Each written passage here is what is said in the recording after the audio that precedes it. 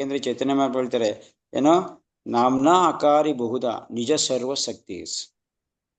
ಭಗವಂತ ತನ್ನ ಶಕ್ತಿನೆಲ್ಲನು ಯಾವ್ದ್ರಲ್ಲಿ, ತನ್ನ ನಾಮದಲ್ಲಿ ತುಂಬಿದಾನೆ. ಸೊ ಅವನಿಗಿನ್ನ ನಾಮ ಶ್ರೇಷ್ಠ ಅಂತ ಪ್ರತಿಯೊಂದು ಪುರಾಣ, ಪ್ರತಿಯೊಂದು ಶಾಸ್ತ್ರನೂ ಕೂಡ ಹೇಳ್ತಾ ಇದೆ. ಅದನ್ನ ಸ್ವಯಂ ಚೈತನ್ಯ ಮಹಾಪ್ರಭು ಹೇಳ್ತಾ ಇದಾರೆ. ಎಲ್ಲ ಸಾರಿ ಸಾರಿ ಹೇಳ್ತಾ ಇರೋದು ಇದನ್ನೇ. ಸೊ ಅದರಿಂದ ಒಬ್ರದ್ದು ಪ್ರವಚನ ಸಕ್ಸಸ್ ಆಗಿದೆ, ಒಬ್ರು ಪ್ರವಚನ ನಿಜ ಮಾಡ್ತಾ ಇದಾರೆ ಅಂದ್ರೆ ಅವ್ರದೆಲ್ಲಾ ಫೋಕಸ್ ಏನಾಗಿರ್ಬೇಕು, ಭಗವಾನ್ ಕೇಳ್ತಾ ಇರೋರು ಏನಾಗ್ಬೇಕು, ಹರಿನಾಮ ಜಪ ಮಾಡೋ ತರ ಅಟ್ಲೀಸ್ಟ್ ಅವ್ರಿಗೆ ಮನ್ಸಾಗ್ಬೇಕು, ಇಲ್ಲ ಜಪ ಮಾಡಿಸ್ಬೇಕು, ಇಲ್ಲ ಅದಕ್ಕೆ ಅವ್ರಿಗೆ ಪ್ರೇರೇಪಣೆ ಕೊಡ್ಬೇಕು. ಸೊ ಇದು ನಿಜವಾದ ಸಕ್ಸಸ್. ಒಬ್ಬ ವ್ಯಕ್ತಿ ಭಾಗವತಂಕಾರ ಇರ್ಬೋದು, ಯಾವ್ದೇ ಏನೇ ಹೇಳ್ತಾ ಇರೋಂಥ ವ್ಯಕ್ತಿ ಇದರಿಂದ ಅವನು ಪ್ರವಚನ ಸರಿಗಿದೆ ಅಂತ ಹೇಳ್ತಾ ಇದ್ದ. ಸೊ ಈಗ ನಾನು ಇದನ್ನ ಕೇಳ್ಬಿಟ್ಟು ಯಾಕೆ ಈ ತರ ನಾವು ಒಂದು ಹರಿನಾಮದ ಮಹಿಮೆ ನಮ್ಮ ಕ್ಲಾಸಲ್ಲಿ ಯಾಕೆ ಇರಬಾರ್ದು ಅಂತ ಯೋಚನೆ ಮಾಡಿದೆ. ಸೊ ಅದಕ್ಕೋಸ್ಕರ ಕೆಲವೊಂದು ಹರಿನಾಮ ಇವತ್ತು ಮೊದಲಿಗೆ ಹರಿನಾಮದ ಮಹತ್ವ ಹೇಳ್ಬಿಟ್ಟು ಆಮೇಲೆ ಮಿಕ್ಕಿದ್ನ ನೋಡೋಣ. ಪ್ರತಿ ದಿನನೂ ಕೂಡ ನಿಮ್ಗೆ ಹರಿನಾಮದ ಬಗ್ಗೆ ಮಹತ್ವ ಒಂದಲ್ಲ ಒಂದು ಘಟನೆ ಇದ್ದೇ ಇರುತ್ತೆ. ಯಾಕೆ ಹರಿನಾಮ ಮಾಡ್ಬೇಕು, ಹರಿನಾಮದ್ದೇನು ಮಹತ್ವ ಅನ್ಬಿಟ್ಟು ಅದನ್ನ ಹೇಳ್ಬಿಟ್ಟೆ ನಾವು ಕತೆ ಶುರು ಮಾಡೋಣ ಅಂತ ಒಂದು ಇದನ್ನ ನಿಯಮ ಮಾಡ್ಕೊಂಡಿದ್ದೀನಿ. ಇವತ್ತಿಂದ ನೋಡೋಣ ಎಷ್ಟು ದಿನ ಆಗುತ್ತೆ ಅದು ಅಂತ. ಇಲ್ಲ ಅಂತಂದ್ರೆ ಅಟ್ಲೀಸ್ಟ್ ನಾವು ಭಗವಂತನ ನಾಮ ಜಪ ಮಾಡೋಕ್ಕೋಸ್ಕರ ಅವ್ರದ್ದು ಪ್ರೇರೇಪಣೆ ಅಂದ್ರೆ ನಮ್ಮ ಕಥೆಯಲ್ಲಿ ಭಗವಂತನ ನಾಮ ಜಪದ್ದು ಪ್ರೇರೇಪಣೆ ಇರಬೇಕು ಅನ್ನೋದು ಒಂದು ಸ್ವಲ್ಪ ಮುಖ್ಯ ಗುರಿಯಾಗಿ ಇಟ್ಕೊಂಡು ಕತೆ ಮಾಡ್ಕೊಂತಿದ್ದೀನಿ. ಸೊ ಕತೆ ಹೆಂಗೆ ಸ್ವಲ್ಪ ಆ ಕಡೆ ಈ ಕಡೆ ಹೋದ್ರೂ ಪರವಾಗಿಲ್ಲ, ನಾವು ಭಾಗವತಂನ ಸಿಸ್ಟಮ್ ಆಗಿ ಕೊಡಕ್ಕಾಗ್ಲಿಲ್ಲ ಅಂದ್ರೂ ಪರವಾಗಿಲ್ಲ, ನಾವು ಕೇಳೋಗರ್ನ ಹರಿನಾಮದ ಕಡೆ ತಿರುಗಿಸ್ಬೇಕು ಅನ್ನೋದು ಉದ್ದೇಶ.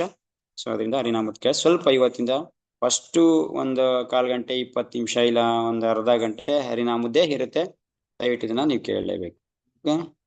ಸೊ ಇದನ್ನ ರಾಮಾಯಣಕಾರರು ರಾಮಾಯಣ ಕಥೆ ಇದರಲ್ಲಿ ಹೇಳ್ತಾರೆ. ರಾಮಾಯಣ ಕಥೆ ಹೇಳ್ಬೇಕಾರೆ ಸೊ ಇವರೆಲ್ಲ ವೇದವ್ಯಾಸರೆಲ್ಲ ಇವರು ಯಾರು ಹೇಳಿದ್ದು ಅಂದ್ರೆ ತುಳಸಿದಾಸ್.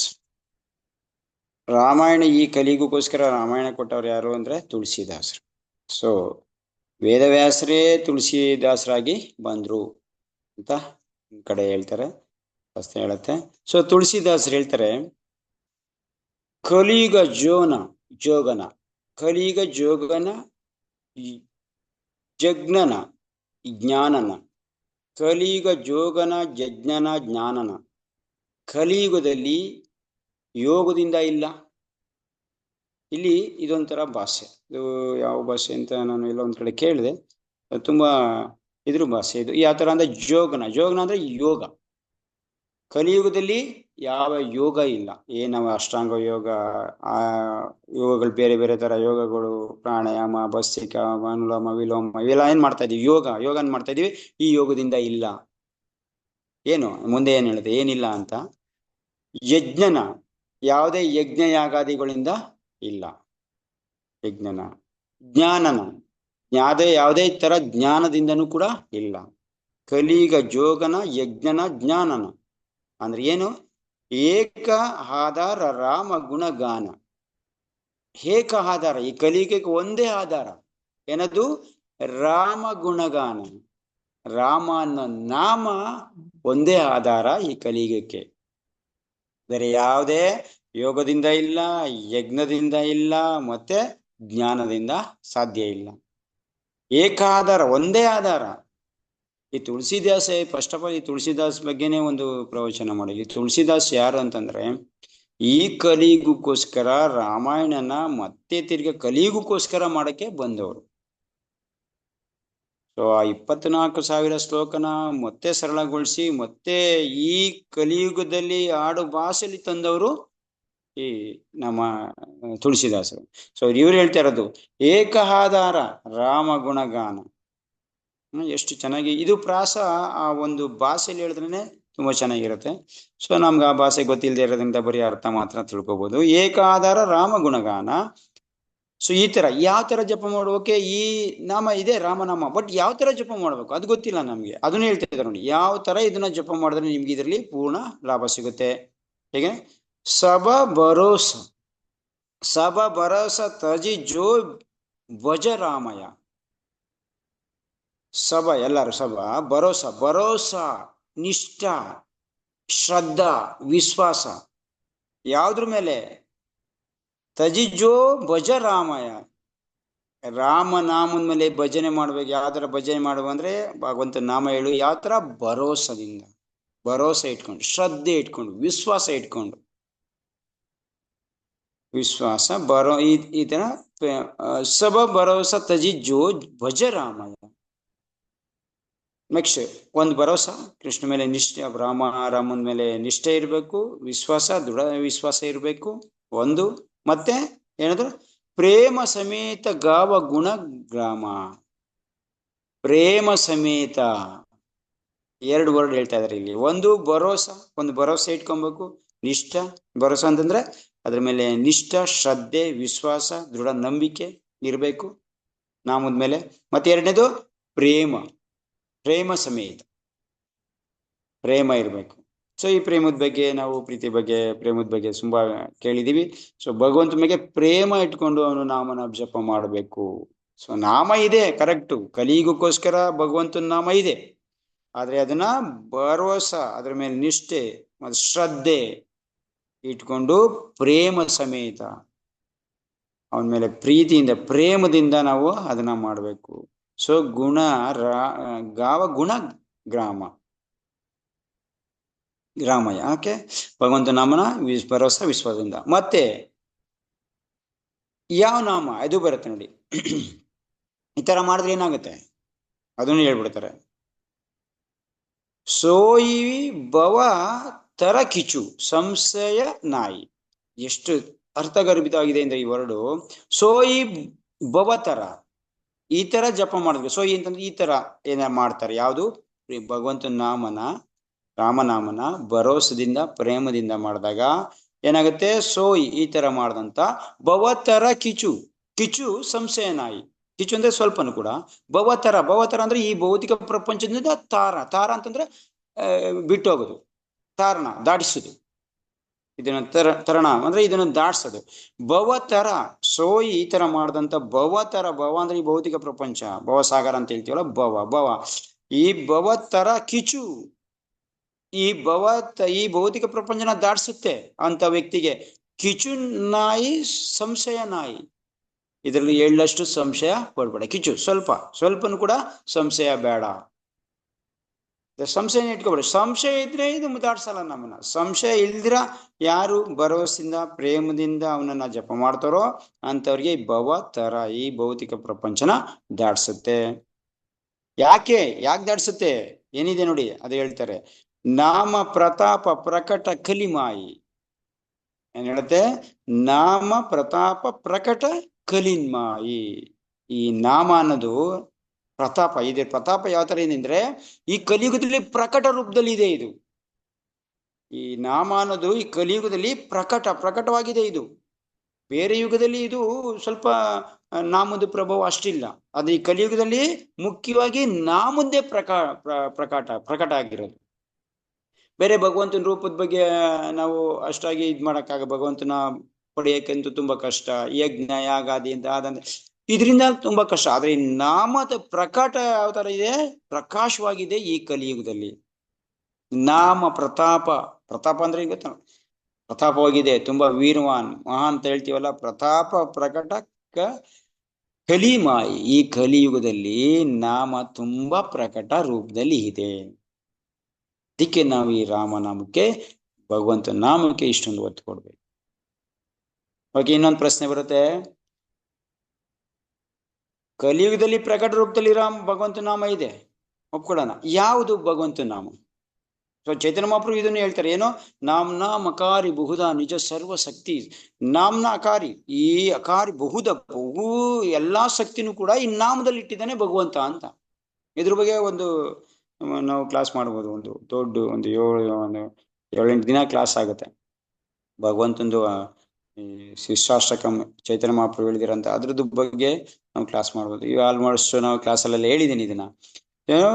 ನಾಮ ಅಕಾರಿ ಬಹುಧ ನಿಜ ಸರಿ, ಎಲ್ಲಾ ನಾಮನು ಇದರಲ್ಲಿ ಇಟ್ಟಿದ್ದಾನೆ. ಯಾವ ನಾಮ? ಸೊ ಯಾವ್ದು ನಾಮ ಮುಖ್ಯ? ಸೊ ಈ ಕಲಿಯುಗದಲ್ಲಿ ಯಾವ ನಾಮ ನಮ್ಗೆ ಪೂರ್ಣ ಪ್ರಮಾಣದಲ್ಲಿ ನಮ್ಗೆ ಇದು ಕೊಡುತ್ತೆ, ಯಾವ ರೀತಿ ಯಾವ ಶಕ್ತಿನ ಇದು ಇಟ್ಟಿದ್ದಾನೆ. ಸೊ ಇದಕ್ಕೂ ಶಾಸ್ತ್ರದಲ್ಲಿ ನಮ್ಗೆ ಸಿಗುತ್ತೆ ನೋಡಿ. ಪ್ರತಿ ಒಂದು ನಿಮ್ಗೆ ಶಾಸ್ತ್ರದ ಬಗ್ಗೆ ನಾನು ಏನ್ ಮಾತಾಡ್ತಿದ್ದೀನೋ ಅದನ್ನ ಶಾಸ್ತ್ರದ ಬಗ್ಗೆ ಪ್ರಮಾಣ ಕೊಡ್ತೀನಿ ನಿಮ್ಗೆ. ಅಕಸ್ಮಾತ್ ಗೊತ್ತಿಲ್ಲ ಅಂತಂದ್ರೆ ಅದನ್ನ ಹುಡುಕ್ ಕೊಡ್ಬೋದು, ಮುಂದೆ ಕೊಡ್ಬೋದು. ಆದ್ರೆ ಏನ್ ಮಾತಾಡ್ತಿದ್ದೋ ಅದಕ್ಕೆ ಶಾಸ್ತ್ರ ಪ್ರಮಾಣ ಬೇಕು. ಸುಮ್ನೆ ನಾವು ಅಲ್ಲಿ ಹೇಳಿದಾರೆ ಇಲ್ಲಿ ಹೇಳಿದಾರೆ ಅಂತ ಹೇಳಕ್ಕಾಗಲ್ಲ. ಇನ್ ಮುಂದೆ ಶಾಸ್ತ್ರ. ಓಕೆ, ಈ ಶ್ಲೋಕನೂ ಕೂಡ ನಿಮಗೆ ನಾನು ಕನ್ನಡದಲ್ಲೇ ಬರೆದು ಬೇಕಾದ್ರೆ ನಾಳೆ ತೋರಿಸ್ತೀನಿ ಯಾವ ತರ ಕನ್ನಡದಲ್ಲಿ ಇದು ಈ ಶ್ಲೋಕ ಇದೆ. ಯಾರಿಗಾರ ಬೇಕಂದ್ರೆ ಅದನ್ನ ಬರೆದು ಕೂಡ ಇಟ್ಕೊಬೋದು. ಇವತ್ತು ನಂಗೆ ಟೈಮ್ ಆಗ್ಲಿಲ್ಲ, ಬೇರೆ ಕೆಲಸ ಇದರಿಂದ ಅದಕ್ಕೆ ಮಾಡಕ್ಕಾಗ್ಲಿಲ್ಲ. ಇದನ್ನ ಹೇಳ್ತಾ ಇದೆ. ಸೊ ಕಲಿಯುಗದಲ್ಲಿ ಯಾವ ರೀತಿ ಭಗವಂತ ತನ್ನ ನಾಮದಲ್ಲಿ ಶಕ್ತಿ ಇಟ್ಟಿದ್ದಾನೆ ಇದು ಶಾಸ್ತ್ರದಲ್ಲಿ ಇದೆ. ಯಾವ ರೀತಿ ಇಟ್ಟಿದ್ದಾನೆ ಅಂತ. ಯಾವ ಶಾಸ್ತ್ರ?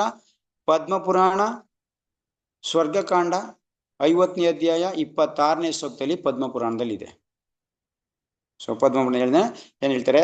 ಸ್ವಯಂ ನಾರಾಯಣೋ ದೇವ ಇದ್ರಲ್ಲಿ ಹೇಳ್ತಾರೆ. ಸ್ವಯಂ ನಾರಾಯಣ, ಸ್ವಯಂ ಭಗವಂತ, ನಾರಾಯಣ ದೇವ ಭಗವಂತ, ಸ್ವಯಂ ನಾರಾಯಣ ಭಗವಂತ. ಇದು ನಮ್ಗೆಲ್ಲರಿಗೂ ಗೊತ್ತಿರೋದು. ಸ್ವನಾಮ್ನಿ ಜಗತಾಂ ಗುರು, ಜಗತಾಂ ಗುರು. ಈ ಸ್ವನಾಮ್ನಿ ಸ್ವನಾಮ್ನಿ ಅಂತ ಒಂದು ವರ್ಡ್ ಇದೆ. ಅದ್ರ ಪಕ್ಕದಲ್ಲಿ ಜಗತಾಂ ಗುರು. ಯಾರು? ಸ್ವಯಂ ನಾರಾಯಣ. ಯಾರು? ದೇವ. ಯಾರು? ಜಗತಾಂ ಗುರು. ಜಗತ್ಗೆ ಗುರು, ಗುರು ಇದ್ದಂಗೆ. ಕೃಷ್ಣ ಮುಂದೆ ಗುರು. ಸೊ ಜಗತ್ಗೆ ಗುರು ಯಾರು? ಭಗವಂತ ಒಬ್ನೇ, ನಾರಾಯಣ ಒಬ್ನೇ, ಜಗತಾಂ ಗುರು. ಇದ್ರ ಮಧ್ಯೆ ಸ್ವನಾಮ್ನಿ ಅಂತಿದೆ ನೋಡಿ. ಸ್ವನಾಮ್ನಿ. ಸ್ವ ಅಂದ್ರೆ ನಾನು, ನಮ್ನ, ಅವನದು ನಾಮನ ಏನ್ ಮಾಡ್ತಾ ಇದ್ದಾನೆ? ಆತ್ಮನೋ ಅತ್ಯಧಿಕಂ ಶಕ್ತಿ. ಆತ್ಮನ ಅಂತಂದ್ರೆ ಇಲ್ಲಿ ಅತ್ಯಧಿಕ ಶಕ್ತಿ ಅಂದ್ರೆ ಆತ್ಮನಾಮ ಅಂದ್ರೆ ಅವನಿಗಿಂತ. ಆತ್ಮನೋ ಅಭ್ಯಧಿಕಾಂ ಶಕ್ತಿ.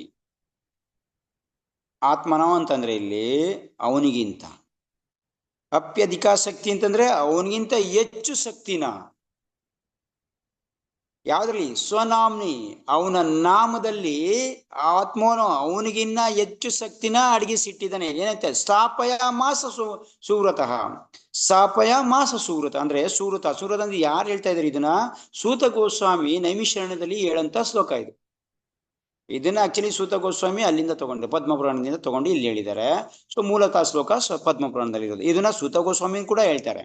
ಸೊ ಸುವ್ರತ ಏರಿ ತುಂಬಾ ಒಳ್ಳೆ ವ್ರತನ ಮಾಡ್ತಾರಂತ ಋಷಿಮುನಿಗಳೇ. ಕೇಳಿ ಏನಂತ ಕೇಳಿ. ಆತ್ಮನೋ ಅತ್ಯಧಿಕ ಶಕ್ತಿ, ಅವನದು ಎಲ್ಲಾ ಶಕ್ತಿನೂ ಕೂಡ ಭಗವಂತ ಸ್ವನಾಮ್ನ, ಅವನ ನಾಮನಲ್ಲಿ ಇಟ್ಟಿದ್ದಾನೆ. ಅವನಿಗಿನ್ನ, ಭಗವಂತನೇ ತನ್ನ ನಾಮದಲ್ಲಿ ಎಲ್ಲಾ ಶಕ್ತಿನ ಇಟ್ಟಿದ್ದಾನೆ. ಸ್ಥಾಪಯ ಮಾಸ ಸ್ಥಾಪಯ ಮಾಸ, ಸ್ಥಾಪಯ ಅಂತಂದ್ರೆ ಇಟ್ಟಿದ್ದಾನೆ ಅಂದ್ರೆ ಅದರಲ್ಲಿ ಅಡಗಿಸಿಟ್ಟಿದ್ದಾನೆ, ಅದರಲ್ಲಿ ತರ ಮಾಡಿದ್ದಾನೆ.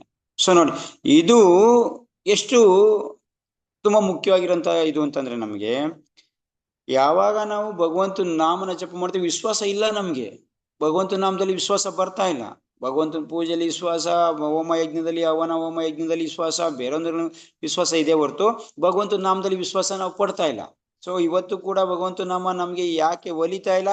ಸೊ ವಿಶ್ವಾಸ ಇಲ್ಲದೆ ಇರೋದ್ರಿಂದ. ಯಾಕೆ? ಇವೆರಡು ಬಿಟ್ಟಿರೋದ್ರಿಂದ. ನಾಮದ ಮೇಲೆ ಭರೋಸೆ ಇಲ್ಲ, ದೃಢ ವಿಶ್ವಾಸ ಇಲ್ಲ, ಮತ್ತೆ ಪ್ರೇಮ ಇಲ್ಲ. ಇವೆರಡು ಇಲ್ದೇ ಇರೋದ್ರಿಂದ ನಮ್ಗೆ ರುಚಿ ಕೊಡ್ತಾ ಇಲ್ಲ. ಇವತ್ತು ಕೂಡ ತುಂಬಾ ಸ್ಟ್ರಗಲ್ ಮಾಡಿ ನಾವು ಭಗವಂತ ನಾಮ ಜಪ ಮಾಡ್ತಾ ಇದೀವಿ. ಬೇಗ ಅನಿಸ್ತಾ ಇಲ್ಲ ನಮ್ಗೆ. ಅರೆ ಇವತ್ತೊಂದು ಇದಕ್ಕೆ ಹೋಗಿದ್ದಾಗ ಹೇಳ್ತಾ ಇದ್ರು, ಏನೋ ಆರ್ತಿಗೆ ಹೋಗಿದ್ದಾಗ ಒಬ್ರು ಏನು ಡಿವೋಟಿ ಹೇಳ್ತಾ ಇದ್ರು, ಪ್ರಭು ಹೋದ್ವಾರ ಇದ್ದಷ್ಟು 2 ಸರಿ ಮಾಡಿದ್ವಿ, ಎಷ್ಟೊಂದ್ ಜನ ಸೇರ್ತಾರೆ. ನಾವಿವತ್ತು ಮನೆಗೆ ದಾಮೋದರ ಆರತಿ ಕರೆದ್ಬಿಟ್ಟು 4-5 ಜನ ಬರ್ತಾರೆ, 8 ಜನ ಬರ್ತಾರೆ, 15, 20 ಜನ, 50 ಜನ ಏನೋ ಬರ್ಬೋದು. ಅವ್ರ ಕೈಲಿ ಆರತಿ ಮಾಡಿಸ್ಬಿಟ್ಟು ಅಯ್ಯೋ ನಾನು ಎಷ್ಟು ಮಾಡಿದೆ ಅಂತೀವಿ. ನಿಮ್ಗೆ ಎಷ್ಟು ಜನ ಬೇಕು? ಒಂದು ಜಾತ್ರೆ ನಡೀತಾ, ಆ ಜಾತ್ರೆಲಿ ಹೋಗ್ಬಿಟ್ಟು ಒಂದು ಫೋಟೋ ಹಾಕೊಂಡು ಕಾರ್ತಿಕ್ ಮಾಸಲ್ಲಿ ಕೂತ್ಕೊಂಡ್ರೆ ನಿಮ್ಗೆ 1000 ಜನ ಬಂದು ಆರತಿ ಮಾಡ್ತಾರೆ. 1000 ಜನ. ನೀವು ಕೇಳದ ದೀಪ ಕೊಟ್ಟರೆ ಸಾಕು ಆರತಿ ಮಾಡ್ತಾ ಇರ್ತಾರೆ. ಇಲ್ಲೇನ್ ಮಾಡಿಸ್ತಾ ಇದೀವಿ? ಇಷ್ಟೊಂದೆಲ್ಲ ಅಡಿಗೆ ಮಾಡ್ಕೊಂಡು, ಇಷ್ಟೆಲ್ಲ ಪ್ರಸಾದ ಮಾಡ್ಕೊಂಡು, ಅವ್ರನ್ನ ಕರೆದು ಹಿಂಸೆ ಮಾಡಿ ಕೂರಿಸಿ ಒಂದಷ್ಟು ಕತೆ ಹೇಳಿ ಆರತಿ ಮಾಡ್ಸಕ್ಕೆ ಸುಸ್ತಾಗ್ಬಿಡ್ತೀವಿ. ಎಷ್ಟೆಲ್ಲ ಏನು 50 ಜನ ಮಾಡ್ತಾರೆ, 100 ಜನ ಮಾಡ್ಬೋದು. ಎಷ್ಟು ಜನ ಬೇಕು ನಿಮ್ಗೆ ಆರತಿ ಮಾಡೋದು? ಇವ್ರ ಭಾವ ಏನಿದೆ? ಸೇಮ್ ಭಾವ. ಏನ್ ಕತೆ ಕೇಳ್ತಾರೆ? ಏನು ಚೇಂಜ್ ಆದ್ರು? ಏನಿಲ್ಲ. ಅಲ್ಲೇನಾಯ್ತು? ಅದು ಕೂಡ ಬಂದ್ರು, ಆರತಿ ಮಾಡಿದ್ರು, ಅವರು ಅದೇ ಫಲ ಪಡಿತಾ ಇದ್ದಾರೆ ಅಲ್ವಾ? ಇಷ್ಟೊಂದು ಸ್ಟ್ರಗಲ್ ಯಾಕೆ? ಮತ್ತೆ ಇಲ್ಲಿ ಅಂತರ್ ಕೈಲಿ ಮಾಡಿಸ್ಬೋದಲ್ಲ. ಆದ್ರೆ ಇಲ್ಲಿ ಏನಾಗ್ತಾ ಇದೆ, ಇಲ್ಲಿ ನಮ್ಮ ಅಕ್ಕಪಕ್ಕವ್ರನ್ನ ಸೇರ್ಸಕ್ಕೋಸ್ಕರ ನಾವು ಆತರ ಮಾಡ್ತೀವಿ. ಅಲ್ಲಿ ಯಾರೋ ಬೇರೆಯವ್ರು ಬರ್ತಾರೆ, ಅವ್ರಿಗೂ ನಮಗೂ ಸಂಬಂಧನೇ ಇಲ್ಲ, ನೋಡು ಇಲ್ಲ, ಏನೂ ಇಲ್ಲ. ಇವ್ರನ್ನಾದ್ರೂ ನೋಡಿರ್ತೀವಿ, ಎಲ್ಲ ಮಾಡಿರ್ತೀವಿ. ಇದೊಂದೇ ವ್ಯತ್ಯಾಸ ಅಷ್ಟೇ. ಆದ್ರೆ ಅವ್ರು ಹೇಳ್ತಾ ಇದ್ರು, ಪ್ರಭು ಹೋದ ವರ್ಷ ಇದ್ ಮಾಡಿದಷ್ಟು ಉತ್ಸಾಹ ಈ ವರ್ಷ ಇಲ್ಲ. ಯಾಕೆಂದ್ರೆ ಈ ವರ್ಷನೂ ಅದಕ್ಕಿಂತ ಜಾಸ್ತಿನೇ ಮಾಡಿಸಿದೀವಿ, ಆದ್ರೆ ಉತ್ಸಾಹ ಇಲ್ಲ. ಏನೋ ಮಾಡ್ಬೇಕಲ್ಲ ಅಂತ ಮಾಡಿದ್ವಿ. ಯಾಕೆ ಈ ತರ ಕಡಿಮೆ ಆಯ್ತು? ಹೋದ ವರ್ಷಕ್ಕಿಂತ ಈ ವರ್ಷ ಯಾಕೆ ಕಡಿಮೆ ಆಯ್ತು? ಯಾಕೆ ಅಂತಂದ್ರೆ ನಮ್ಗೆ ಈ ಒಂದು ಕ್ರಿಯೆಯಲ್ಲಿ ನಮ್ಗೆ ವಿಶ್ವಾಸ ಇಲ್ಲ. ಈ ಕ್ರಿಯೆ ಮಾಡಿಸಿದ್ರೆ ಇಷ್ಟೊಂದು ಫಲ ಸಿಗುತ್ತೆ, ಇಷ್ಟೊಂದು ಜನ ನಮ್ಗೆ ಮಾಡಿದ್ರು ನಾವು ನಂಬಿಕೆ ಇಲ್ಲ, ನಮ್ಗೆ ದೃಢ ವಿಶ್ವಾಸ ಇಲ್ಲ. ಅದಕ್ಕೆ ಈ ವಿಶ್ವಾಸ ಕಳ್ಕೊತಾ ಇದೀವಿ. ನಾಮದಲ್ಲೂ ಅಷ್ಟೇ ನೋಡಿ, ನಾಮ ಜಪ ಮಾಡಕ್ ಬರ್ತಿದ್ವಿ 5 ಜನ 6 ಜನ 7 ಜನ 8 ಜನ, ಮತ್ತೆ ನೆಕ್ಸ್ಟ್ ಡೇ ಸ್ವಲ್ಪ ಕಡಿಮೆ, ನೆಕ್ಸ್ಟ್ ಡೇ ಹಿಂದಿನ ದಿನ ಒಂಚೂರು ಏನಾಯ್ತು, ಈ ದಿನ ಇಲ್ವೇ ಇಲ್ಲ. ಯಾಕೆ? ವಿಶ್ವಾಸ, ದೃಢ ವಿಶ್ವಾಸ ಇಲ್ಲ, ನಂಬಿಕೆ ಇಲ್ಲ. ನಾನು ಡೈಲಿ ಭಗವಂತ ನಾಮ ಜಪ ಮಾಡಲೇಬೇಕು ಅಂತ ವಿಶ್ವಾಸ ನಂಬಿಕೆ ಇಲ್ಲ ನಮ್ಗೆ. ಅದನ್ನ ಕಳ್ಕೊತಾ ಇರ್ತೀವಿ ದಿನ ದಿನ.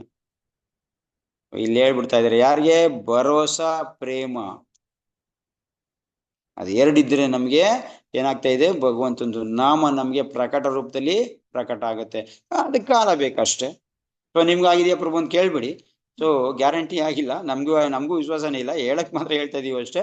ಸೊ ಅದನ್ನ ಯಾರು ವಿಶ್ವಾಸದಿಂದ ಯಾರು ಪ್ರೇಮದಿಂದ ಮಾಡ್ತಾ ಇದಾರೋ ಅವ್ರಿಗೆ ಆಗ್ತಾ ಇದೆ. ನೋಡಿ, ನಮ್ಮ ಗುರು ಮಹಾರಾಜ್ ಲೆವೆಲ್ ಅಲ್ಲಿ ಇರೋರು ಮತ್ತೆ ಬೇರೆ ಆತರ ಆಚಾರ್ಯರಲ್ಲಿ ಯಾವ ತರ ಇದಾರೆ ಅವರು? ಅಷ್ಟೊಂದು ಕಷ್ಟ ಆದ್ರೂ ಕೂಡ ನಾಮೊಂದು ರುಚಿನೇ ಬಿಟ್ಟಿಲ್ಲ, ಇಷ್ಟೆಲ್ಲ ಆಗಿದ್ರು. ಯಾಕೆ? ಅವ್ರಿಗೆ ಈ ಭರೋಸಾ ಇದೆ, ನಂಬಿಕೆ ಇದೆ, ಭಗವಂತ ನಾಮದ ಮೇಲೆ ವಿಶ್ವಾಸ ಇದೆ, ಪ್ರೇಮ ಇದೆ. ಅದಕ್ಕೆ ಅದನ್ನ ನಾವು ಬೆಳೆಸ್ಕೋಬೇಕು. ಇದನ್ನ ಪದೇ ಪದೇ ಮಾಡ್ತಾ ಇದ್ರು ಮಾತ್ರ, ವಿಶ್ವಾಸ ಭರವಸೆ ಇಟ್ಟು ಮಾಡ್ತಾ ಇದ್ರು ಮಾತ್ರ ಇದು ಬರೋದು. ಟೈಮ್ ಬೇಕಷ್ಟೇ ನಮ್ಗೆ, ಟೈಮ್ ಅಂತ.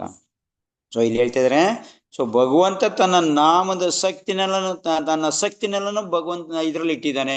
ಸೊ ಚೈತನ್ಯ ಮಹಾಪ್ರಭು ಈ ಶ್ಲೋಕ ನೋಡೇ ಹೇಳಿರೋದು ಈ ವರ್ಡು. ಚೈತನ್ಯ ಮಹಾಪ್ರಭು ಏನೋ ಹೊಸದಾಗಿಲ್ಲ, ಅದನ್ನ ಅವರು ಇವ್ರ ಭಾಷೆಯಲ್ಲಿ ಹೇಳಿದ್ದಾರೆ ಅಷ್ಟೇ. ಸೊ ಇದನ್ನ ಆಲ್ರೆಡಿ ಶಾಸ್ತ್ರದಲ್ಲಿ ಎಷ್ಟೊಂದ್ ಕಡೆ ಹೇಳಿದ್ದಾರೆ ಹಿಂದೆ. ಇದೆಲ್ಲ ಎಷ್ಟೊಂದು ಶ್ಲೋಕಗಳಿದೆ. ಸೊ ತನ್ನ ಆತ್ಮದ ಎಲ್ಲಾ ಶಕ್ತಿನೂ ಕೂಡ ತನಗಿನ್ನ ಅವನ ನಾಮದಲ್ಲಿ ಎಲ್ಲಾ ಶಕ್ತಿನೂ ಅಡಗಿಸಿಟ್ಟಿದ್ದಾನೆ. ಸೊ ಅರ್ಥ ಏನಿಲ್ಲಿ? ಭಗವಂತನಿಗಿನ್ನ ಭಗವಂತನ ನಾಮನೇ ಶಕ್ತಿಶಾಲಿ. ಇದನ್ನ ಸುಮಾರು ಕಡೆ ನೋಡ್ತಾ ಇದ್ದೀವಿ. ಇದುವರೆಗೂನು ಭಗವಂತನ ನಾಮದಿಂದನೇ ಭಗವಂತನ ಪಡೆದಿರೋ ಹೊರತು ಯಾರು ಭಗವಂತನಿಂದ ಭಗವಂತನ ಪಡೆದಿಲ್ಲ. ತುಂಬಾ ಜನ ಎಲ್ಲ ನೀವು ನೋಡ್ಕೊಬನ್ನಿ ಹಿಸ್ಟ್ರಿನ, ಭಗವಂತನ ನಾಮ ಜಪ ಮಾಡೇ ಭಗವಂತನ ಪಡೆದಿರೋದು. ಪೂಜೆದಿಂದ ಇದೆ, ನವವಿಧ ಭಕ್ತಿಲಿ ಬೇರೆ ಬೇರೆ ತರದ್ದು ಇದೆ. ಸೊ ಅದರಿಂದನೂ ಭಗವಂತನ ಪಡಿಬೋದು ಅಂತಿದೆ. ಆದ್ರೆ ಆಲ್ಮೋಸ್ಟ್ ತುಂಬಾ ಇದು ಇರೋದು ಭಗವಂತನ ನಾಮನ ಜಪ ಮಾಡೇ. ಸೊ ಅಂದ್ರೆ ಭಗವಂತನ ನಾಮ ಪವರ್ಫುಲ್ ಅಂತ ನಾವು ತಿಳ್ಕೊಂಬೋದು ಇದರಿಂದ.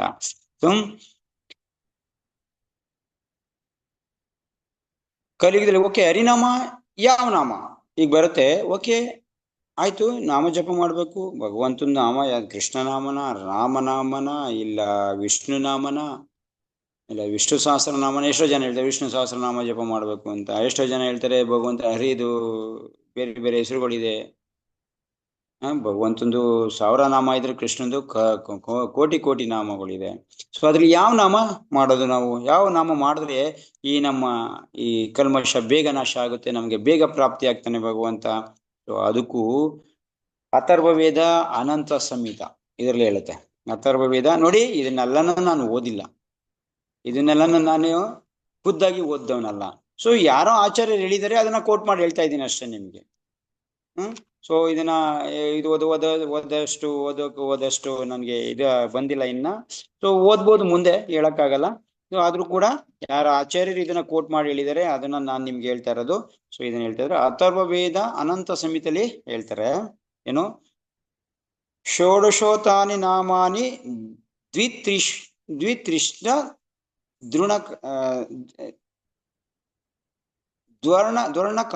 ದ್ವರ್ಣಕಾನಿ ಕಲೋ ಯುಗೆ ಮಹಾಮಂತ್ರೆ ಸಂಹಿತೋ ಜೀವತಾರಿಣಿ. ಏನ್ ಹೇಳ್ತಾ ಇದ್ರೆ, ಷೋಡಶ ತಾನಿ, ಷೋಡಶ ಅಂದ್ರೆ 16 ನಾಮ. ನಾಮಾನಿ ಭಗವಂತನ ನಾಮಾನಿ ದ್ವಿತ್ರಿಷತ್ ಅಂತಂದ್ರೆ 32 ಅಕ್ಷರ. ದ್ವಿತ್ರಿಷನ್, ದ್ವಿ ಅಂದ್ರೆ 2, ತ್ರಿಷ ಅಂದ್ರೆ 3, 32 ಅಕ್ಷರ ಉಳ್ಳಂತ 16 ನಾಮ. ಷೋಡಶ ನಾಮಿ 16 ನಾಮ, 32 ಅಕ್ಷರ ಉಳ್ಳ ಅಂತ ನಾಮ. ಯಾವ್ದದು? ಕಲಿಯುಗೆ ಮಹಾಮಂತ್ರ. ಈ ಕಲಿಯುಗದಲ್ಲಿ ಮಹಾಮಂತ್ರ ಅಂದ್ರೆ ಇದೆ. ಹಂಗಾದ್ರೆ ಈಗ ನಾವು ನೋಡ್ತಾ ಇದೀವಿ 16 ನಾಮ ಯಾವ್ದ್ರಲ್ಲಿ ಇದೆ? 32 ಅಕ್ಷರ ಯಾವ್ದಲ್ಲಿ ಇದೆ? ಸೊ ಅದು ಮತ್ತು ನಮ್ಗೆ ಗೊತ್ತಿರೋವಂಥದ್ದು ಜಿನ ಜಪ ಮಾಡ್ತಾ ಇದೀವಿ. ಹರೇ ಕೃಷ್ಣ ಕೃಷ್ಣ ಕೃಷ್ಣ ಹರೇ ಹರೇ, ಹರೇ ರಾಮ ರಾಮ ರಾಮ ಹರೇ ಹರೇ. ಈ ಮಂತ್ರ 16 ನಾಮ ಒಳಗೊಂಡಿದೆ, 32 ಅಕ್ಷರ. ಸೊ ಈ ನಾಮ ಅಥರ್ವ ವೇದದಲ್ಲಿ ಹೇಳಿದೆ ಇದನ್ನ. ಅಥರ್ವ ವೇದ ಎಷ್ಟು ದೊಡ್ಡ ಪುರಾಣ, ದೊಡ್ಡ ಹಿಂದೆ ಇದ್ದಂತ ಪುರಾಣ ಅಥರ್ವ ವೇದ ಅಂತ. ಸೊ ಈ ವೇದದಲ್ಲಿ ಈ ನಾಮ ಇದೆ, 16 ನಾಮ ಉಳ್ಳಂತ ಈ ಮಂತ್ರ 32 ಅಕ್ಷರ. ಅದ್ರಲ್ಲಿ ಉಲ್ಟಾ ಇದೆ ಸ್ವಲ್ಪ. ಮಹಾಪ್ರಭು ಬಂದು ಅದನ್ನ ಏನ್ ಮಾಡಿದ್ರು, ಹರೇ ರಾಮ ಅಂತ ಇದನ್ನ ಹರೇ ಕೃಷ್ಣ ಅಂತ ಮಾಡಿದ್ರು. ಸೊ ಏನ್ ತೊಂದರೆ ಇಲ್ಲ. ಸೊ ಅದ್ರಲ್ಲಿ 16 ನಾಮ 32 ಅಕ್ಷರ. ಸೊ ಈ ಮಂತ್ರ ಕಲಿಯುವುದು ಗುಹ್ಯವಾಗಿ ಮಂತ್ರ. ಇದು ಈ ಮಂತ್ರನೇ ನಮ್ಮನ್ನ ಈ ಭವತ ಏನು ಮಹಾಮಂತ್ರ ಸಂವತ್ತು ಜೀವತಾರಿಣೆ. ಇಲ್ಲೂ ಹೇಳ್ತಾರೆ ಜೀವನ ತಾರಣೆ.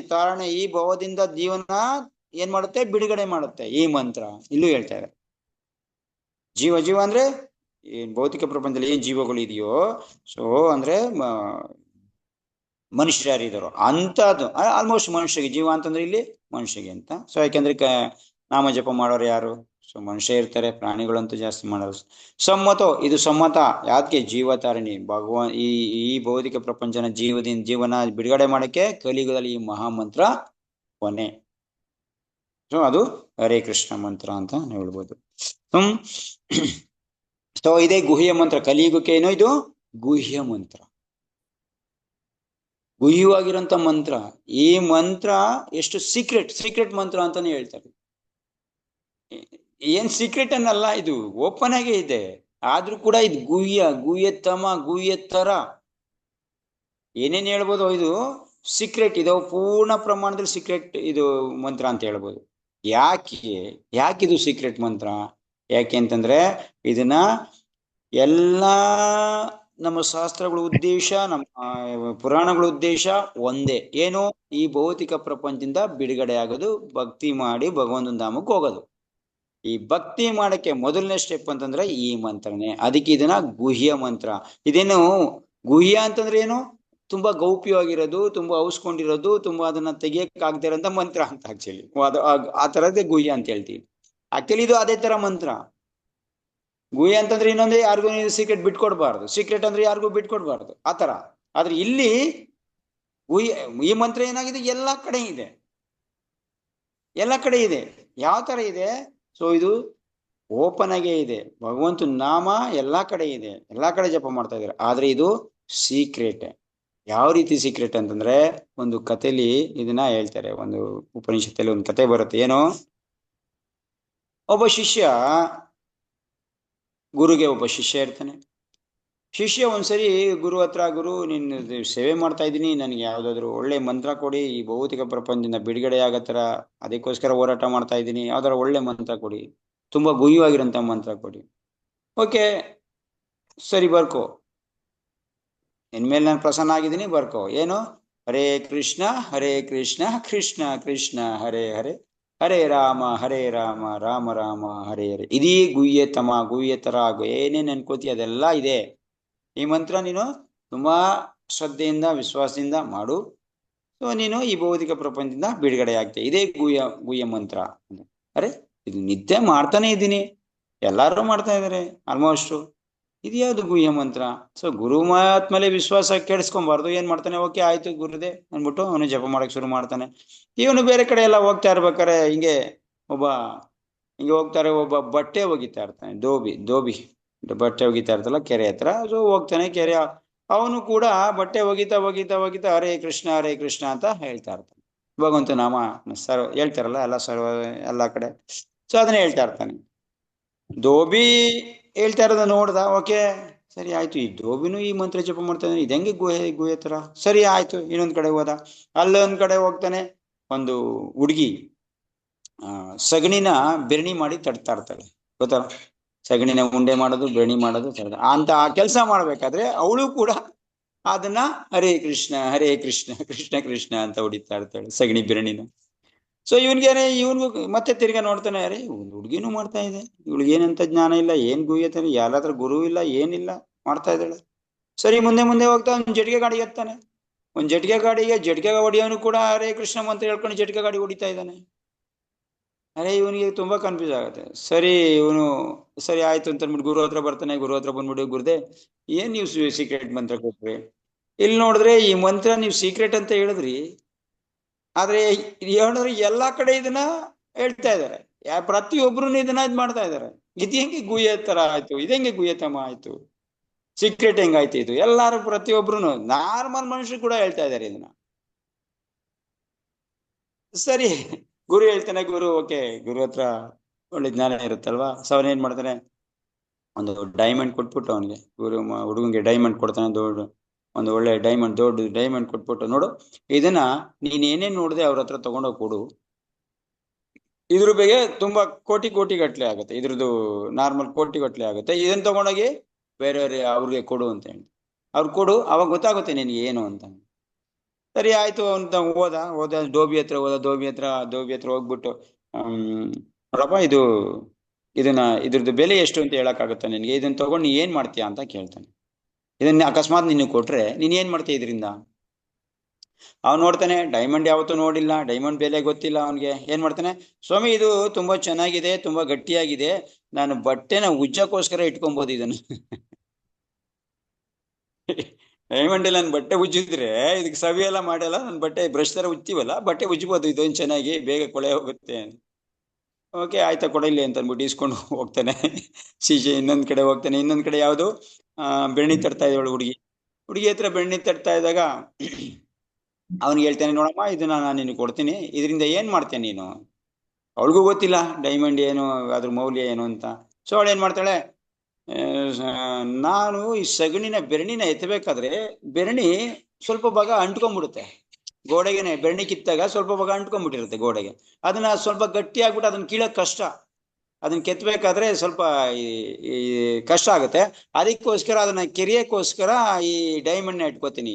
ಯಾಕೆಂದ್ರೆ ಅದು ತುಂಬಾ ಗಟ್ಟಿಗಿದೆ, ಚೂಪಾಗಿದೆ, ಮುಂದೆ ಒಂದ್ ಭಾಗ ಚೂಪಾಗಿದೆ. ಅದನ್ನ ಕೆರಿದೆ ಅದನ್ನ ಉದುರ್ಸಕ್ಕೋಸ್ಕರ ಇಟ್ಕೋತೀನಿ. ಅರೆ ಡೈಮಂಡ್ ಬೆಲೆ ಏನು, ನೀನ್ ಯಾವ್ದಕ್ಕೆ ಯೂಸ್ ಮಾಡ್ತಾ ಇದೆ? ಸರಿ ಕೊಡಿಲಿ ಅಂದ್ಬಿಟ್ಟು ಇಸ್ಕೊ ಬರ್ತಾನೆ. ಇಲ್ಲಿ ಹೋಗಿ ಬರ್ತಾನೆ, ಜಟ್ಗೆ ಗಾಡಿ ಅವನ ಹತ್ರ ಬರ್ತಾನೆ. ಜಟ್ಗೆ ಗಾಡಿ ಅವ್ನು ತೋರಿಸ್ತಾನೆ, ನೋಡಪ್ಪ ಇದು ಈ ತರ ಇದೆ, ಇದರಿಂದ ಏನ್ ಮಾಡ್ಬೋದು ನೀನು? ಅವನಿಗೂ ಗೊತ್ತಿಲ್ಲ. ಅವನೇನ್ ಮಾಡ್ತಾನೆ, ಸ್ವಾಮಿ ನಾನು ಮೈ ಉಜ್ತಿನಲ್ಲ, ಯಾವ್ದಕ್ಕೆ ಕುದುರೆಗೆ ಯಾವಾಗ ರೆಸ್ಟ್ ಬೇಕಲ್ಲ, ಮೈ ಉಜ್ಬೇಕಲ್ಲ, ಅದಕ್ಕೆ ಸ್ವಲ್ಪ ಮಾಲಿಶ್ ಮಾಡ್ಬೇಕಲ್ಲ, ಅವಾಗ ಅದು ತಾಕತ್ತಾಗುತ್ತಲ್ವಾ. ಸೊ ಅಂತ ಟೈಮಲ್ಲಿ ನಾವು ಮೈ ಉಜ್ಜಕ್ಕೋಸ್ಕರ ಅದಕ್ಕೆ ಗುಜ್ರಿ ಅಂದ್ರೆ ಕೆರಿತಾ ಇರುತ್ತಲ್ಲ, ಅದಕ್ಕೆ ಕಡ್ತಾ ಬಂದಿರುತ್ತಲ್ಲ, ಅದನ್ನು ಉಜ್ಜಕ್ಕೆ ಇಟ್ಕೋತೀನಿ. ಅರೇ ರೇ ರೇ ಸರಿ, ಈ ಡೈಮಂಡ್ ನೀನು ಇದಕ್ ಬೆಳೆಸ್ತೀಯ, ಕೊಡಿ ಅನ್ಬಿಟ್ಟು ಇಸ್ಕೊಂಡಾಗ ಗುರು ಹತ್ರ ಕೊಟ್ಬಿಟ್ಟು, ಗುರುದೇ ನನ್ಗೆ ಅರ್ಥ ಆಯ್ತಿಯಲ್ಲ. ಏನ್ ಅರ್ಥ ಆಯ್ತು? ಒಬ್ಬನ ಹತ್ರ ನಿಜಕ್ಕೂನು ಒಂದು ಮುಖ್ಯವಾಗಿರುವಂತ ವಸ್ತು ಇದೆ ಅಂತಂದ್ರೆ ಅದನ್ನ ಬಳಸಕ್ ಗೊತ್ತಿಲ್ಲ, ಅದ್ರ ಮಹತ್ವ ಗೊತ್ತಿಲ್ಲ ಅಂತಂದ್ರೆ ನಾವು ಅದನ್ನ ಬೇರೆ ಬೇರೆದಕ್ಕೆ ಯೂಸ್ ಮಾಡ್ತೀವಿ, ಬೇರೆ ಬೇರೆದಕ್ಕಿನ ಅದನ್ನ ಬಳಸಕ್ ನೋಡ್ತಾ ಇದೀವಿ. ಹರೇ ಕೃಷ್ಣ ಮಂತ್ರ ಇರೋದು ಈ ಭೌತಿಕ ಪ್ರಪಂಚನ ದಾಟೋಗಕ್ಕೆ, ಈ ಎಲ್ಲಾ ಕಷ್ಟದಿಂದ ತಪ್ಸ್ಕೊಳಕ್ಕೆ. ಆದ್ರೆ ಅಲ್ಲಿ ಏನ್ ಮಾಡ್ತಾ ಇದ್ರೆ ಅವರು, ನನ್ ಬಟ್ಟೆ ಚೆನ್ನಾಗಿ ಸಾಫ್ ಆಗ್ಲಿ, ಭಗವಂತ ನಾಮ ಜಪದಿಂದ ಸರಿ ಹೋಗುತ್ತೆ ಅಂದ್ಬಿಟ್ಟು ಬಟ್ಟೆನ ಒಗೆಯಕ್ಕೋಸ್ಕರ ಯೂಸ್ ಮಾಡ್ತಾ ಇದಾರೆ. ಇನ್ನೊಬ್ಳು ಬೆರಣಿ ತಟ್ಟಕ್ಕೋಸ್ಕರ ಯೂಸ್ ಮಾಡ್ತಾ ಇದ್ದಾಳೆ. ಬೆರಣಿ ಬೇಗ ಹೀಟ್ ಆಗ್ಲಿ, ಬೇಗ ಅದು ಕೆಲ್ಸಕ್ಕೆ ಬರ್ಲಿ ಅಂತ ಇದ್ ಮಾಡ್ತಾ ಇದ್ದಾಳೆ. ಆ ಭಾವನೆ ಇಟ್ಕೊಂಡು ಭಗವಂತ ನಾಮ ಜಪ ಮಾಡ್ತಾ ಇದಾರೆ. ಸೊ ಇದು ಅಲ್ಲ ನಿಜವಾಗಿ ಭಗವಂತಂದು ಶಕ್ತಿ, ಭಗವಂತಂದು ನಾಮದ್ದು ಮಹಿಮೆ ಇದೆಲ್ಲ. ನಾವು ಅದಕ್ಕೋಸ್ಕರ ಬಳಸಬಾರ್ದು ಭಗವಂತ ನಾಮನ. ಭಗವಂತ ನಾಮ ಅದನ್ನು ಮಾಡುತ್ತೆ, ಇಲ್ಲ ಅಂತಲ್ಲ. ಭಗವಂತನ ಶಕ್ತಿ ಮುಂದೆ ಬರುತ್ತೆ ನಿಮಗೆ. ಭಗವಂತನ ಶಕ್ತಿ, ಭಗವಂತ ನಾಮಕ್ಕೆ ಏನೆಲ್ಲ ಶಕ್ತಿ ಇದೆ ಅಂತ ನಿಮ್ಗೆ ಮುಂದೆ ಗೊತ್ತಾಗುತ್ತೆ. ಸೊ ಆ ಶಕ್ತಿನ ನಾವು ಯಾವುದಕ್ಕೆ, ನಾವು ಈ ಭೌತಿಕ ಪ್ರಪಂಚದಿಂದ ಬಿಡುಗಡೆಯಾಗಿ, ಈ ಭೌತಿಕ ಪ್ರಪಂಚದಿಂದ ಭಗವಂತನ ಪ್ರೇಮ ಪಡೆಯೋಕ್ಕೋಸ್ಕರ ಭಗವಂತನ ನಾಮನ ಯೂಸ್ ಮಾಡ್ಬೇಕೆ ಹೊರತು ಬೇರೆ ಎಲ್ಲದಕ್ಕೂ ಯೂಸ್ ಮಾಡಬಾರ್ದು. ಆ ತರ ಆಗ್ಬಿಡುತ್ತೆ. ಅದೇ ಮಹತ್ವ ಗೊತ್ತೆ. ಅದಕ್ಕೆ ಇದನ್ನ ಗುಹ್ಯತಮ ಜ್ಞಾನ ಅಂತ ಹೇಳಿದ್, ಗುಹ್ಯತಮ ಮಂತ್ರ ಅಂತ ಹೇಳಿದ್ ಇದಕ್ಕೇನೆ. ನಿನಗೆ ಡೈಮಂಡ್ ಬೆಲೆ ಗೊತ್ತಿಲ್ಲ ಅಂದ್ರೆ ಏನ್ ಮಾಡ್ತಾ ಇದ್ರು ಅವ್ರು ಡೈಮಂಡ್ ನ? ಅದೇ ತರ ಇದು ನಾಮ ಅನ್ನೋದು ಡೈಮಂಡ್ ಇದ್ದಂಗೆ. ಇದನ್ನ ಯಾವ್ದಕ್ ಯೂಸ್ ಮಾಡ್ಬೇಕು ಅದಕ್ಕೆ ಯೂಸ್ ಮಾಡ್ಕೊಂಡ್ರೆ ಮಾತ್ರ ಇದ್ರದ್ ಬೆಲೆ, ಇಲ್ಲಾಂದ್ರೆ ಅದ್ರ ಬೆಲೆ ಸಿಗಲ್ಲ ಅಂತ ಹೇಳ್ತಾರೆ. ಅದಕ್ಕೆ ಇದನ್ನ ಗುಹ್ಯವಾಗಿರಂತ ಮಂತ್ರ. ಇದನ್ನ ನಾವು ಈ ಭೌತಿಕ ಪ್ರಪಂಚನ ದಾಟ ನಮ್ದೆಲ್ಲಾ ಕಷ್ಟದಿಂದ ಮುಕ್ತರಾಗೋಕ್ಕೋಸ್ಕರ, ಭಗವಂತನ ಪ್ರೇಮ ಪಡೆಯೋಕ್ಕೋಸ್ಕರ ಇದನ್ನ ಬಳಸ್ಬೇಕು ಈ ಮಂತ್ರನ ಅಂತ. ಸೊ ನಾಮ ನಮ್ಗೆ ತುಂಬಾ ಮುಖ್ಯ. ಸೊ ನಮ್ಗೆ ಏನ್ ಹೇಳ್ತಾ ಇದೀವಿ, ಯಾಕೆ ಇದನ್ನ ಹೇಳ್ದೆ, ಇದನ್ನ ಫಸ್ಟೇ ನಿಮ್ಗೆ ತಿಳಿಸ್ಬೇಕಾಯ್ತು, ಸ್ವಲ್ಪ ಇದ್ ಮಾಡಿ. ಆದ್ರೆ ನನಗೆ ಆ ಕ್ಲಾಸ್ ಕೇಳೋವರೆಗೆ ಇದು ಬಂದಿರ್ಲಿಲ್ಲ. ಏನಾಯ್ತು, ನಾವು ಇದನ್ನ ಓದಕ್ ಹೋಗ್ತಾ ಇದೀವಿ. ಭಗವಂತನ ನಾಮದ ಮೇಲೆ ವಿಶ್ವಾಸ ಇಲ್ದಿರ ಭಾಗವತಂ ಕೇಳಕ್ ಹೋದ್ರೆ, ಭಾಗವತ ಇದ್ ಮಾಡಕ್ ಹೋದ್ರೆ ತುಂಬಾ ಅರ್ಥ ಆಗೋದು ತುಂಬಾ ಕಷ್ಟ ಇದೆ. ಇದನ್ನ ತಿಳ್ಕೊಳ್ಳೋದು ತುಂಬಾ ಕಷ್ಟ ಇದೆ. ಅದಕ್ಕೆ ಭಗವಂತ ನಾಮದ ಮೇಲೆ ವಿಶ್ವಾಸ ಇರ್ಬೇಕು. ನೋಡಿ, ನಮ್ಗೆಲ್ಲ ಬೆಳಿಗ್ಗೆ ಎದ್ದು ಭಗವಂತ ನಾಮ ಜಪ ಮಾಡೋಕೆ ಸಿನ್ಸಿಯರಿಟಿ, ಲೇಟಾಗಿ ಮಲಗ್ಬೋದು, ಅದು ಬೇರೆ ಪ್ರಶ್ನೆ ಇರ್ಬೋದು. ಎಲ್ಲಾರು ಏನು ಎಷ್ಟು ಜನ ಇದೀವಿ, ಅವ್ರೆಲ್ಲಾರು ಕೂಡ ಏನು ಅಟೆಂಡ್ ಆಗ್ತಾರೆ, ಅವ್ರೆಲ್ಲಾರು ಕೂಡ ನಾವು ಏನು ಲೇಟಾಗಿ ಏನು ಮಲಗ್ತಾ ಇಲ್ಲ. ಆದ್ರೆ ಎಷ್ಟು ಜನ ಭಗವಂತ ನಾಮ ಸಿನ್ಸಿಯರ್ ಆಗಿ ನಾವು ಬೆಳಿಗ್ಗೆ ಜಪ ಮಾಡ್ಬೇಕು ಅಂತಿದೆ? ತುಂಬಾ ಕಡಿಮೆ ಜನ. ಆದ್ರೆ ಭಾಗವತನ ತಿಳ್ಕೋಬೇಕು ಅಂತ ತುಂಬಾ ಆಸಕ್ತಿ ಇದೆ, ಕೇಳ್ಬೇಕು ಅಂತ ಆಸಕ್ತಿ ಇದೆ, ಇದ್ರ ಜ್ಞಾನ ಪಡಿಬೇಕು ಅಂತ ಆಸಕ್ತಿ ಇದೆ. ಆದ್ರೆ ಭಗವಂತ ನಾಮದ ಮೇಲೆ ವಿಶ್ವಾಸ ಇಲ್ಲ. ಭಗವಂತನ ನಾಮದ ಮೇಲೆ ವಿಶ್ವಾಸ ಇಲ್ಲ ಅಂತಂದ್ರೆ ಭಾಗವತಂ ಅಷ್ಟಾಗಿ ತಲೆಗೆ ಹೋಗಲ್ಲ. ಇದನ್ನ ತಿಳ್ಸಕ್ಕೋಸ್ಕರ ನಾನು ಇದನ್ನ ಇನ್ನ ಎಷ್ಟೊಂದಿದೆ ಇದು ನಾಮದ ಬಗ್ಗೆ ವಿಚಾರ ಮಾಡ್ತಾ ಇದ್ರೆ ಎಷ್ಟೊಂದಿದೆ.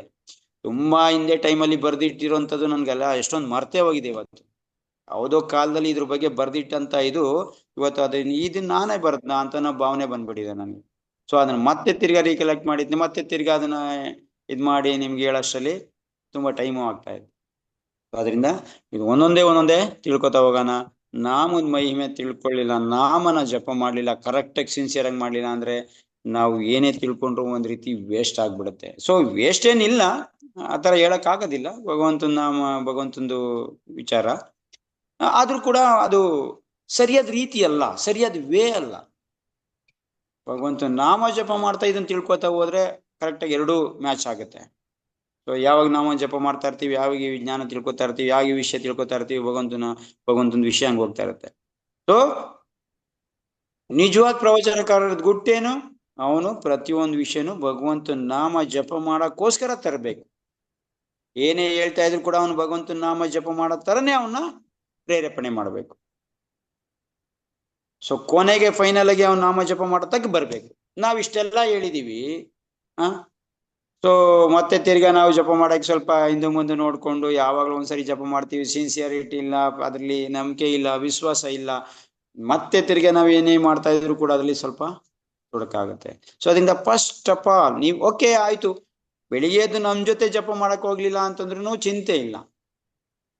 ನೀವ್ ಯಾವಾಗ ಮಾಡಕ್ ಹಿಡಿತಿರೋ ಸಿನ್ಸಿಯರ್ ಆಗಿ ಇವೆರಡು ಜ್ಞಾಪಕ ಇಟ್ಕೊಂಡ್ ಮಾಡಿ. ಭಗವಂತನ ಬಗ್ಗೆ ವಿಶ್ವಾಸ, ನಾಮದ ಬಗ್ಗೆ ವಿಶ್ವಾಸ, ನಂಬಿಕೆ, ದೃಢ ವಿಶ್ವಾಸ ಇಟ್ಕೊಂಡು ಅದನ್ನ ಪ್ರೇಮದಿಂದ ಸಿನ್ಸಿಯರ್ ಆಗಿ ಮಾಡಕ್ಕೆ ನೋಡಿ. ಅದು ಎಷ್ಟು ರೌಂಡ್ ಅಂತ ಇದಿಲ್ಲ ಇಲ್ಲಿ. ಕೆಲವು ಜನ ಏನೋ 16 ರೌಂಡ್ ಮುಗಿಸ್ಬೇಕು ಅಷ್ಟೇ ನಂದು ಇರೋದು. ಇದ್ರ ಬಗ್ಗೆ ಇದ್ದಾರೆ, ರೌಂಡ್ ಬಗ್ಗೆ ಇದ್ದಾರೆ. ರೌಂಡ್ ಬಗ್ಗೆ ಮಹತ್ವ ಕೊಡ್ಬೇಡಿ, ಅದ್ರದ್ದು ಕ್ವಾಲಿಟಿ ಬಗ್ಗೆ ಮಹತ್ವ ಕೊಡಿ. ಎಷ್ಟು ಕ್ವಾಲಿಟಿ ಇಲ್ಲ ಮಾಡಿದೀವಿ, ಎಷ್ಟು ತೂಕದ ಮಾಡಿದೀವಿ ಅದು ಮುಖ್ಯ.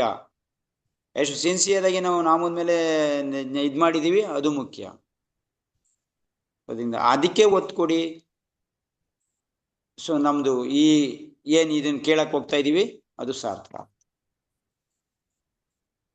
ಸೊ ಅದರಿಂದ ಇದನ್ನ ತಿಳ್ಕೊಂಡು ನಾವು ಯಾವಾಗ ಕೇಳ್ತೀವೋ ಭಾಗವಂತಂದು ಅದರಲ್ಲಿರೋಂಥ ವಿಷಯ ವಸ್ತು ನಮ್ಗೆ ಅರ್ಥ ಆಗುತ್ತೆ. ಸೊ ನಾವು ನೋಡ್ತೀವಿ ಎಲ್ಲ ಇಡೀ ಭಾಗವತಂ ನಿಷ್ಕಳಂಕ ಪುರಾಣ ಅಂತ ಹೇಳ್ತಿದ್ವಲ್ಲ, ಭಾಗವತಂನಲ್ಲಿ ಪ್ರತಿ ಶ್ಲೋಕ ಇದ್ರ ಬಗ್ಗೆನೆ ನಮ್ಗೆ ಹೈಲೈಟ್ ಮಾಡುತ್ತೆ. ಒಂದಲ್ಲ ಒಂದ್ ರೀತಿಲಿ ನಮಗ್ ಗೊತ್ತಿಲ್ಲದೆ ಇರ್ಬೋದು ಅದು ಯಾವ ರೀತಿ ಅಲ್ಲಾಗುತ್ತೆ ಅಂತ, ಆದ್ರೂ ಕೂಡ ಒಂದಲ್ಲ ಒಂದ್ ರೀತಿ ಅಲ್ಲಿಗೆ ತಂದೆ ಇರ್ತಾರತ್ತ ಆ ವಿಷಯ. ಮತ್ತೆ ಅದು ಇಲ್ಲ ಅಂತಂದ್ರೆ ಅದಕ್ಕೆ ಹಿನ್ನೆಲೆಯಾಗಿ ಪುಷ್ ಮಾಡುತ್ತೆ ನಮ್ಮ ನಾಲಿಗೆ. ಸೊ ಇಲ್ಲಿ ಹೇಳಿಲ್ಲ ಅಂದ್ರೆ ಪ್ರಭುಪಾದ ಅದನ್ನ ಮೆನ್ಷನ್ ಮಾಡ್ತಾರೆ. ಪ್ರಭುಪಾದ್ ಪರ್ಪೋರ್ಟ್ ಅಲ್ಲಿ ಇದನ್ನೇ ಹೇಳ್ತಾರೆ. ಇದ್ರ ಅರ್ಥ ಇದು ಏನು, ನೀವು ನಾಮನ ಜಪ ಮಾಡಕ್ ಬರ್ಬೇಕು.